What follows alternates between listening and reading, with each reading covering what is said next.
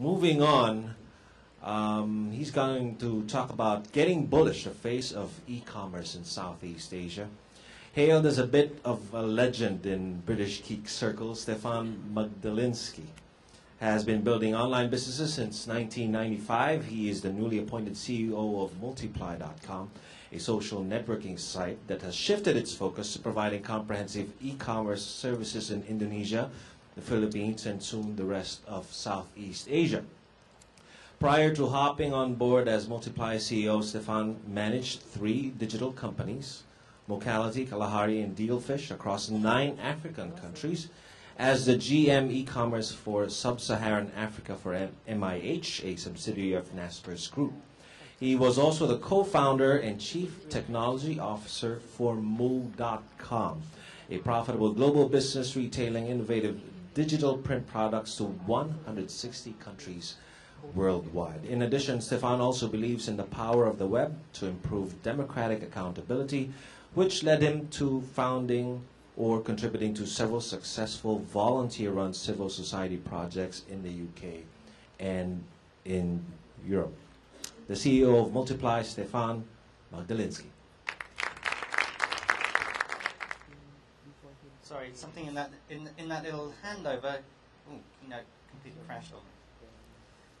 Give me a sec.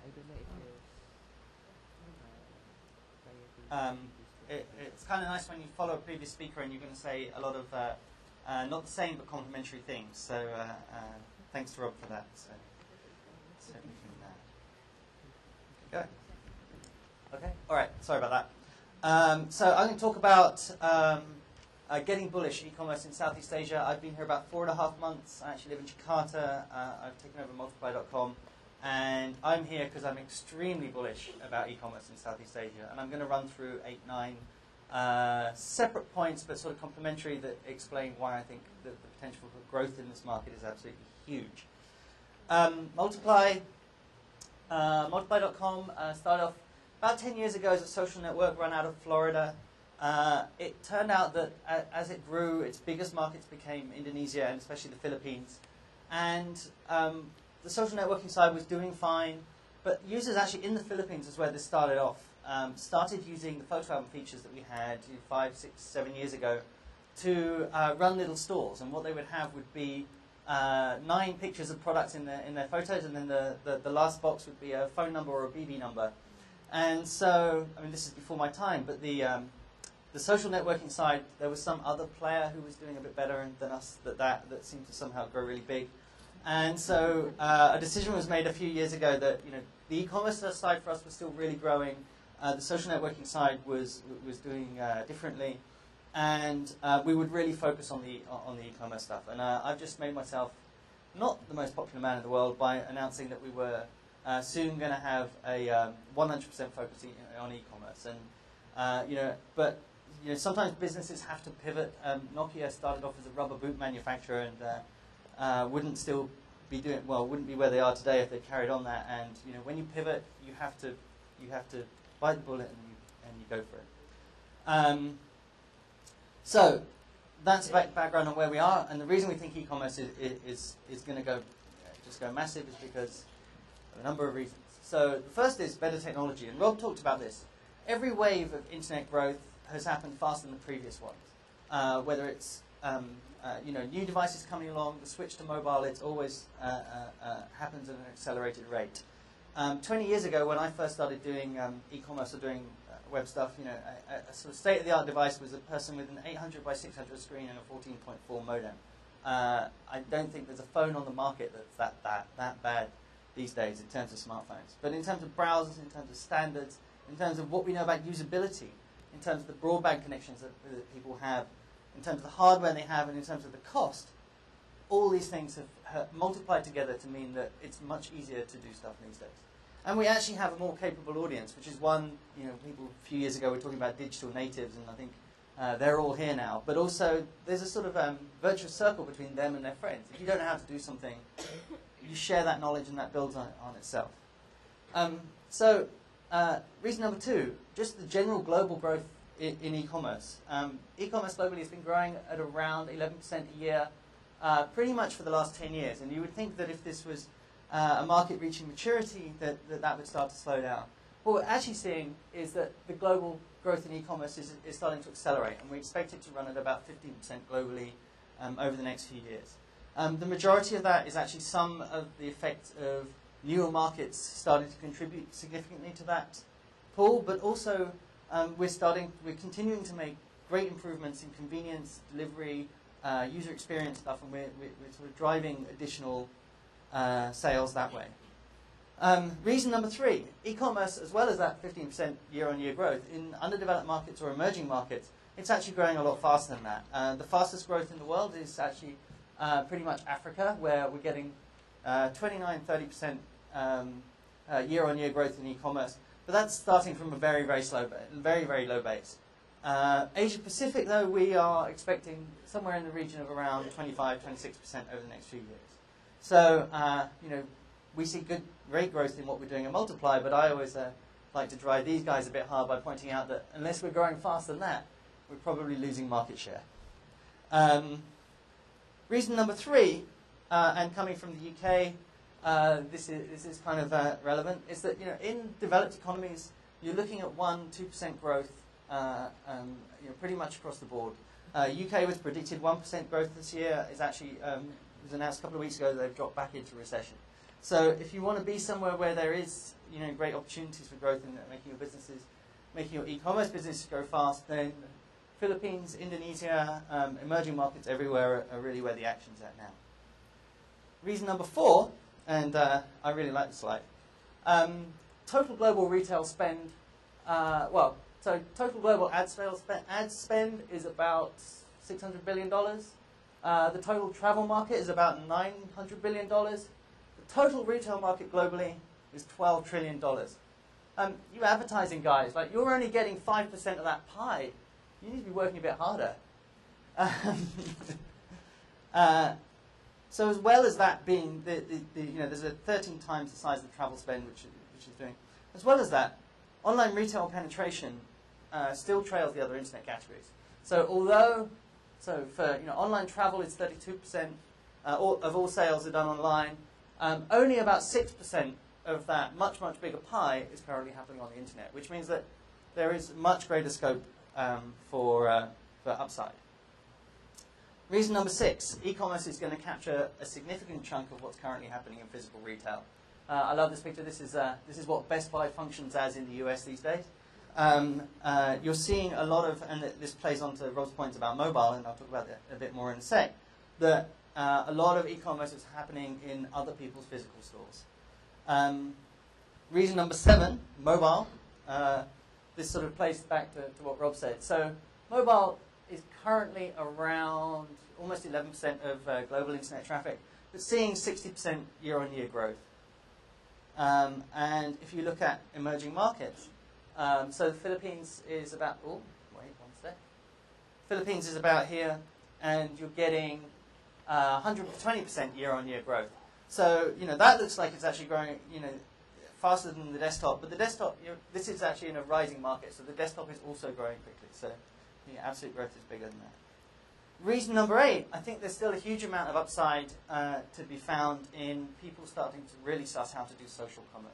I mean, we've seen, probably other people have spoken about the fact that, mobile ad sales values and social sales are at a lower CPM. But I think that actually just says that at some point we will figure out how to make those platforms deliver and how to make those mechanisms deliver, and that will drive again a lot more potential upside.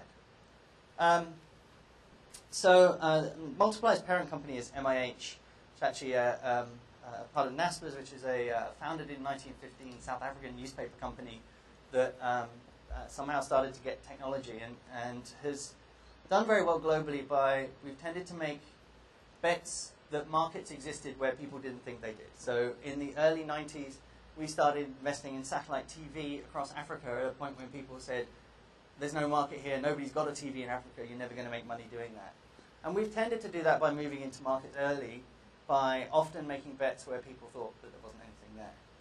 I was reading a really interesting piece of research that this slide is from, that when you're company like ours and you're looking to go into a market, you tend to look at, what's the GDP per head as one measure of what's your sort of addressable consumer market, and then the other one is the various ways you can estimate what's the size of the middle class. The typical way of doing that is slightly involved, but you're basically looking at purchasing power parity and, basically do people earn more than $10,000 a year? If you have a significant proportion of the population like that, then it's probably somewhere where you can go and play.